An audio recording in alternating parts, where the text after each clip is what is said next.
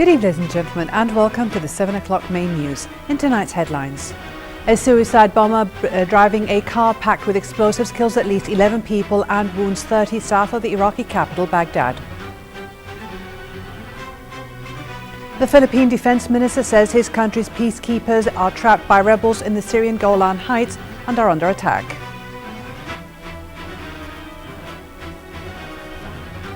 EU foreign ministers expressed deep concern at Russia's aggression against Ukraine as the bloc's leaders prepare to consider fresh sanctions. And suicide bombs hit an office of the Afghan intelligence agency, killing 6 people. The First Deputy Premier and Foreign Minister Sheikh Sabah Al-Khalid Al-Hamad Al-Sabah chaired the 132nd meeting of the GCC Ministerial Council held today in Jeddah, Saudi Arabia. The meeting discussed issues related to the Gulf action and followed up with the implementation of the resolutions announced at Kuwait Summit, in addition to tackling the reports submitted by the specialized ministerial committees. The custodian of the 2 holy mosques, King Abdullah bin Abdul Aziz Al Saud, called today for swift global counter-terrorism measures. The Saudi monarch's statement came during his reception of several diplomats and ambassadors submitting their credentials. King Abdullah said that the threat of terrorist groups was not only affecting the Middle East, but surely will stretch to reach Europe and the United States if not addressed. He called on the diplomats to convey the urgency to combat terrorism to the leaders of their respective countries, noting that such counterterrorism was a global responsibility, adding that terrorism would soon spread to Europe and the United States unless it's quickly dealt with in the Middle East.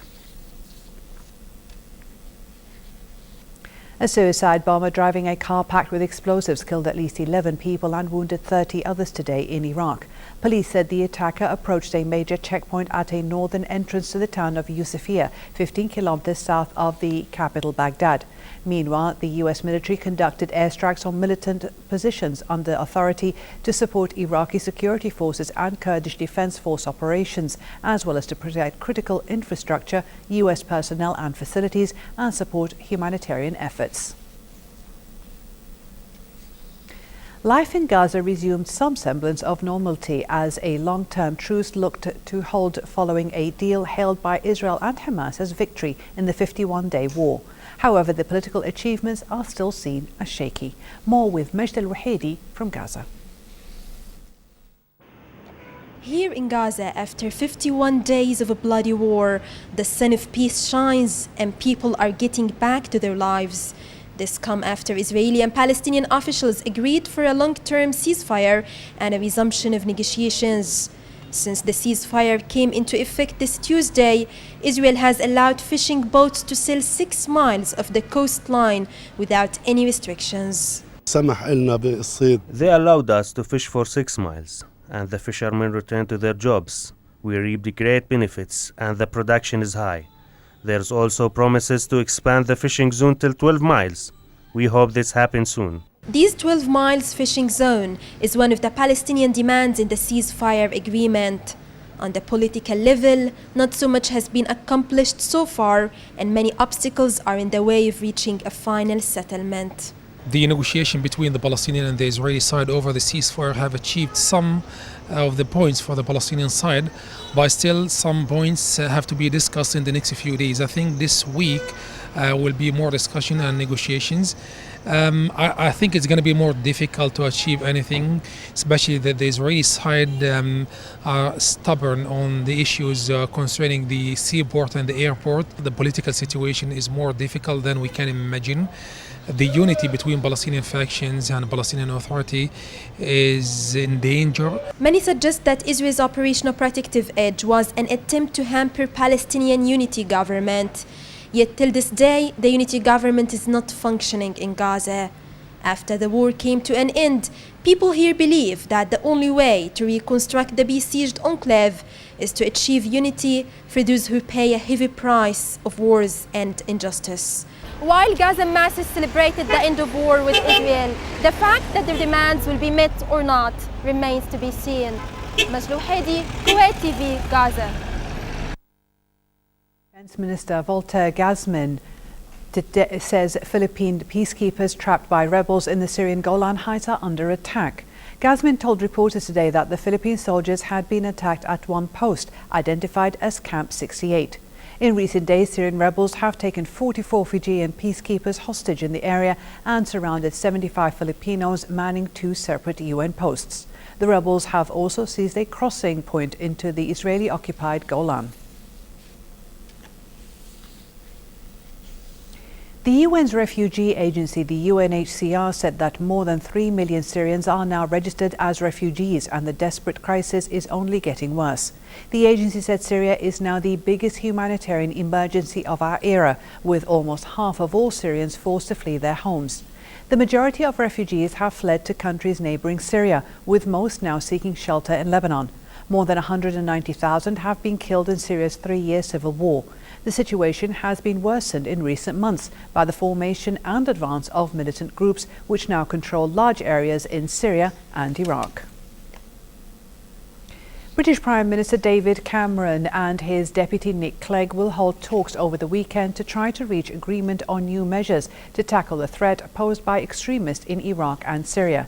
The negotiations come after the UK's terror threat level was raised from substantial to severe in response to mounting conflict in Iraq and Syria. The Prime Minister will make a common statement on Monday to propose new powers to stop would-be terrorists travelling abroad. Cameron is due to meet European leaders in Brussels, where he is expected to push for coordinated EU action to track terrorists. Speaking after the ministerial meeting in the Italian city of Milan, European Union Foreign Policy Chief Catherine Ashton urged Russia to withdraw its forces from Ukraine. EU leaders will meet in Brussels later to consider their response to the crisis and are set to decide who will be the 28-nation bloc's foreign policy chief for the next 5 years. Our reporter Dina Nasser has more on this story.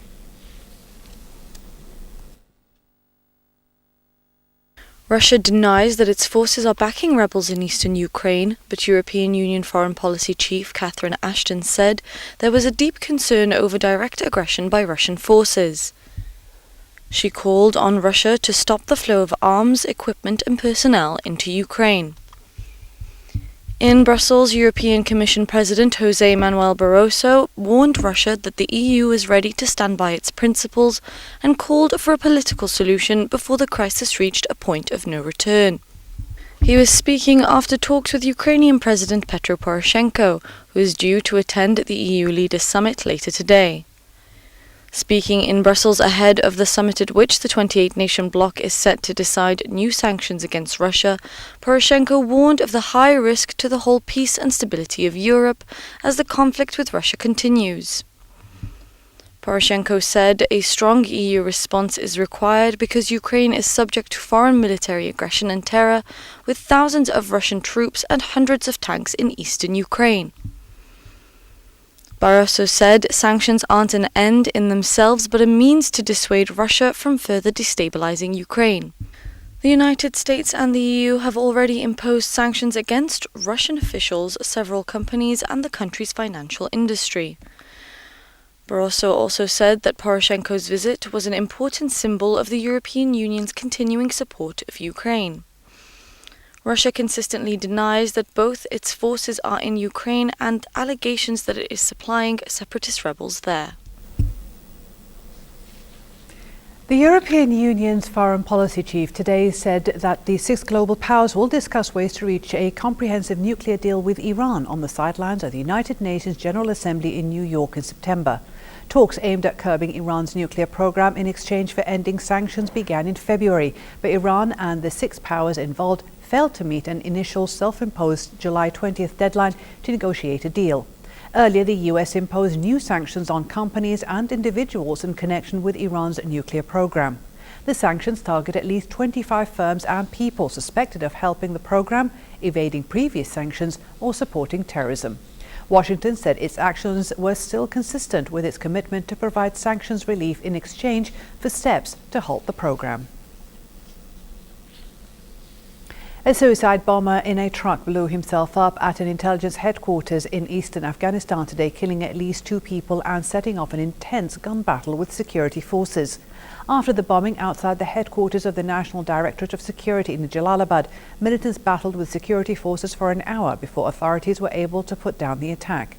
The attack has been claimed by the Taliban and is part of a pattern of bold offensives that have emerged in Afghanistan in recent weeks. Jalalabad is one of Afghanistan's biggest cities in the eastern part of the country, sitting on a major trade route into neighbouring Pakistan. But the city is also located in one of the country's most troubled regions.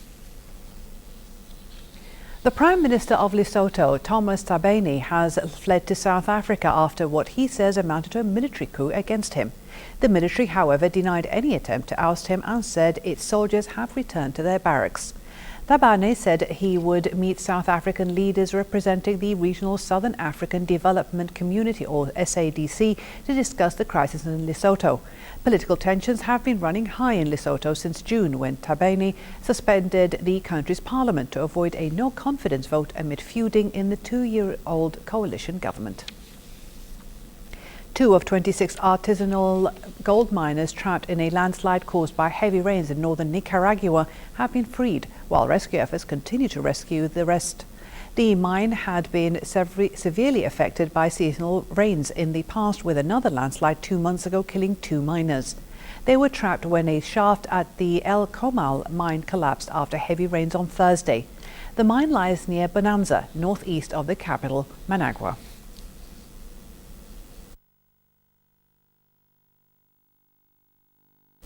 The Indian Badminton Association recently held its ranking tournament at Saad Al-Ausi School in Salwa. The tournament attracted a number of players who joined their peers in a variety of sports activities and competitions. There were 4 categories: the professional level, women's and the senior men's category. Our correspondent Rinwa Japuri was there and has this report. The Indian Badminton Association is a non-profit organisation which, although is relatively young, is nonetheless making waves with its strong presence and niche. It is one of the largest and best organised badminton clubs in Kuwait and is looking forward with nothing less than zeal and excitement to get back into full action after the long summer break. Actually, I'm a friend of IBAC community. I'm the one who's helped them from the beginning since 5 years, and they were a small group. Nowadays, mashallah, we can see them probably more than 200 members, which is we accomplished something together. Masters Cup is a ranking tournament which happens once in a year. Okay, and this one was supposed to happen in the month of October.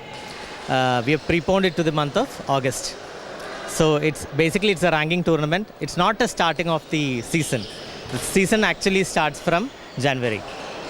The spirit of team members were absolutely bursting with energy as all players, observers and guests were packed with excitement and could hardly wait until the games are placed in full motion. We have been doing the Masters Cup for the 4th time this year, and we have had more than 6 countries taking part in this tournament this year as well. We are growing and we are doing very well.